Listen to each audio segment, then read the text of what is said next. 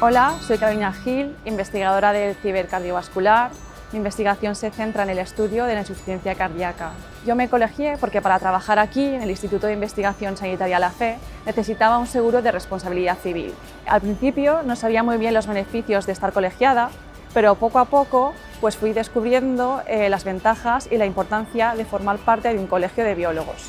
Entre las ventajas, por ejemplo, el estar al día en todo lo relativo a tu profesión.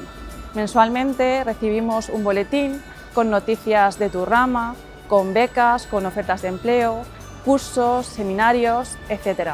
A pesar de ello, para mí, lo más importante de estar colegiado es formar parte de un colectivo que luche por nuestros derechos laborales.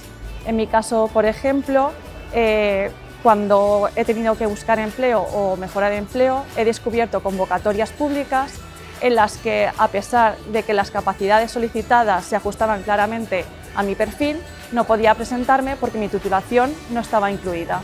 En estos casos, el Colegio de Biólogos denuncia esta situación y hace posible que se rectifique esta convocatoria, haciendo que biólogos, biomédicos, biotecnólogos o bioquímicos podamos presentarnos a esta opción de empleo.